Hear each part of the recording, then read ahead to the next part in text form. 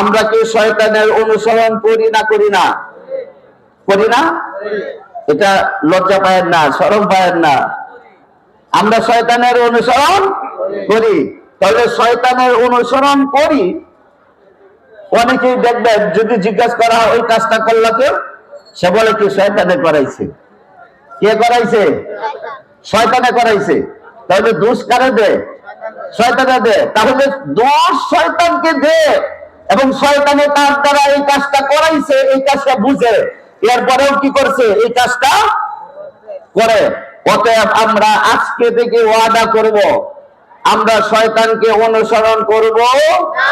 রাজি আছেন? শয়তানের যেটা বলে, এক বুজুর্গ জিজ্ঞাসা করলো যে শয়তান থেকে বাঁচার আমার তরিকা কি? বুজুর্গ বলে দিলেন, এত লম্বা আমার কোনো প্রেসক্রিপশন তোমাকে দেওয়ার দরকার নাই। তোমার মনে যা চায়, তোমার মনে যা চায় তার ব্যতিক্রম করবা। তোমার মনে যা চায় তার ব্যতিক্রম করবা। এটাই হলো শয়তানকে অনুসরণ না করে আল্লাহর পর রাস্তায় চলা।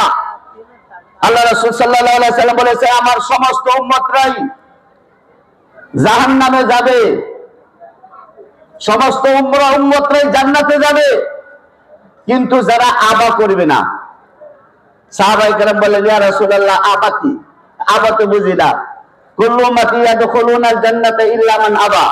আমার সমস্ত উম্মতই জান্নাতে যাবে, শুধু আবাকারীরা যাবে না। হুজুর সাহাবায়ে কেরাম বললেন, ইয়া রাসূলুল্লাহ, আবা কি? হুজুর বললেন, মান আতানি দাখালাল জান্নাহ। যারা আমাকে অনুসরণ করবে তারা হলো জান্নাতে যাবে, আর যারা আমাকে অনুসরণ করবে না তারাই হলো আবাকারী। সকলে বলে নাউযুবিল্লাহ। তাহলে আমরা আমাদের পায়ের নখ থেকে নিয়ে মাথার চুল পর্যন্ত প্রত্যেকটা অঙ্গ ইসলাম দিয়া সাজাবো। রাজি আছেন ইনশাআল্লাহ? আমরা প্রত্যেকটা অঙ্গ ইসলাম দিয়া সাজাবো। আচ্ছা, মনে করেন যারা সেলুনে চুল কাটে, সেলুনে যারা চুল কাটে, আচ্ছা বলেন তো, এই চুল যেখানে কাটায় ওই জায়গার মধ্যে কি কোনো আলেমের দাড়িওয়ালা বড় ছবি দেওয়া আছে? যে এইভাবে মানে দাড়ি রাখতে হবে, দেওয়া আছে? তাহলে দেওয়া আছে কাটটা, মানে শয়তানের ছেলেবেলা যারা আছে দুনিয়াতে, ওদের নানান ধরনের কাটিং, নানান ধরনের তরিকা, নানান ধরনের পন্থা দেওয়া আছে। অতএব আপনি সেলুনে যাবেন, যাওয়ার পরে দেখবেন যে আপনার এখানে বিভিন্ন ধরনের ছবি দেওয়া আছে। অতএব এখানে নবীর তরিকার ছবি নাই। আপনি যেখানে যাবেন, যেই জায়গায় দেখবেন নবীর তরিকার কি নাই, কোন ছবি নাই, তাহলে নবীর তরিকার ব্যতিক্রম ছবি আছে। অতএব আপনার আপনার ব্যক্তি জীবনটাকে ইসলাম দিয়া সাজাবেন, আপনার ব্যক্তি জীবনটাকে ইসলাম দিয়া সাজাবেন, আপনার পরিবারটাকে ইসলাম দিয়া সাজাবেন, আপনার ছেলের জীবনটাকে ইসলাম দিয়া সাজাবেন, আপনার মেয়ের জীবনটাকে ইসলাম দিয়া সাজাবেন, আপনার স্ত্রীর জীবনটাকে ইসলাম দিয়া সাজাবেন, আপনার বাবার জীবনটাকে ইসলাম দিয়া সাজাবেন, আপনার মার জীবনটাকে ইসলাম দিয়া সাজাবেন, আপনার ঘরটাকে ইসলাম দিয়া সাজাবেন। দুঃখ লাগে, আপনার বিভিন্ন ঘরের মধ্যে ঢুকে দেখেন, ঘরের মধ্যে প্রবেশ করেন একজন মুসলমানের ঘর, অত্যন্ত দুঃখজনক বিষয়, অত্যন্ত পরিতাপের বিষয়।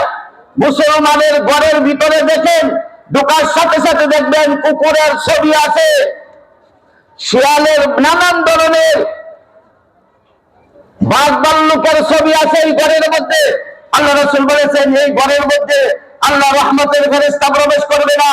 আপনি তাহাজ্জুদ করেন, আপনি নামাজ পড়েন, ইবাদত করেন, আপনি যত কিছু করেন না কেন, এই ঘরের মধ্যে যদি আপনার কোনো জানদার প্রাণীর ছবি থাকে, তাহলে এই ঘরের মধ্যে রহমতের ফেরেশতা প্রবেশ করিবে না। ওয়াদা কার? আল্লাহ রাব্বুল আলামিন নবীকে জানিয়ে দিয়েছেন। তাহলে ঘরের মধ্যে দেখেন একজন মুসলমানের ঘর, মুসলমানের ঘরের আপনার লুকিং সাইডে সেই জায়গার মধ্যে থাকার দরকার নবীর কোরআন, আল্লাহর কোরআন। সেই জায়গায় থাকবে কোরআন, সেই জায়গার মধ্যে কোরআন নাই, তাহলে বোঝা যায় ঘরটাকে ইসলাম দিয়ে সাজায় নাই। অফিসের মধ্যে ঢুকেন, অফিসের মধ্যে ঢুকে দেখবেন ওই ঘরের মধ্যে, অফিসের মধ্যে কি নাই? একটা কোরআন নাই। অন্য অনেক কিছু জায়গা পায়, আপনার অফিসের মধ্যে অনেক কিছু জায়গা পায়, কিন্তু আল্লাহর একটা কোরআন আপনার অফিসে জায়গা পায় না।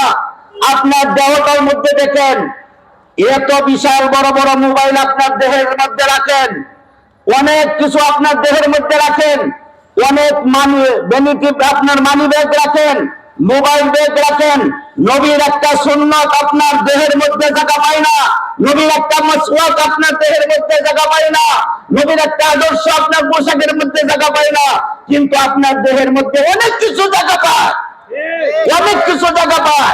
এত লম্বা একটা মোবাইল, যখন নামাজে দাঁড়াইলেন আল্লাহু আকবার বলে দাঁড়াইলেন, নবীর পোশাক নাই। অতএব আপনাদেরকে অত্যন্ত বিনয়ের সাথে বলবো, অত্যন্ত বিনয়ের সাথে বলবো, আপনার ব্যক্তি জীবনটাকে ইসলাম দিয়ে সাজাবেন, আপনার পরিবারটাকে ইসলাম দিয়ে সাজাবেন, আপনার মেয়ের জীবনটাকে ইসলাম দিয়ে সাজাবেন।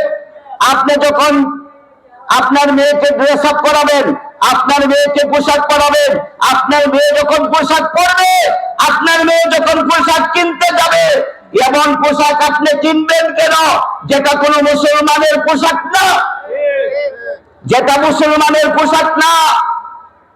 এই পোশাক দেখবেন, এটা দুঃখ লাগে, অত্যন্ত দুঃখজনক বিষয়। একটা মুসলমানের একটা মেয়ে রাস্তা দিয়ে হেঁটে যাচ্ছে,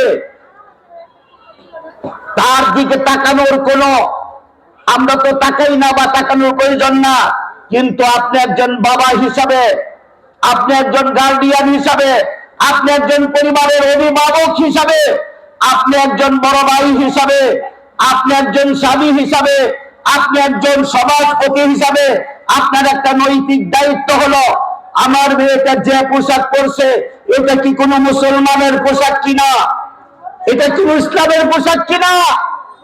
অতএব আমরা যদি মেয়েকে পোশাক পরাবো, ইসলামী পোশাক পরাবো, আমরা মেয়েকে যা কিছু ইসলামী পোশাক দিব, আমরা ছেলেকে ইসলামী পোশাক পরাবো, কিন্তু ছেলে যদি মনে করেন তার দাড়ি রাখে, তাহলে বুঝতে হবে কি, তাহলে দেখেন নবী বলেছেন, আমার উম্মতেরা শুনে দেখো, মৃত্যুর আগ পর্যন্ত যদি তোমরা আমার সুন্নতকে সাথে রাখো, মৃত্যুর আগ পর্যন্ত যদি তোমরা আমার সুন্নতকে সাথে রাখো, মৃত্যুর আগ পর্যন্ত ইসলামকে যদি সাথে রাখো, মৃত্যুর পরে আল্লাহর কসম, আল্লাহর কসম, নবী তোমার সাথে থাকবে, ইসলাম তোমার সাথে থাকবে, আর সেই ইসলাম এবং নবী তোমাকে সুপারিশ করে জান্নাতে পৌঁছে দিয়ে আসবে।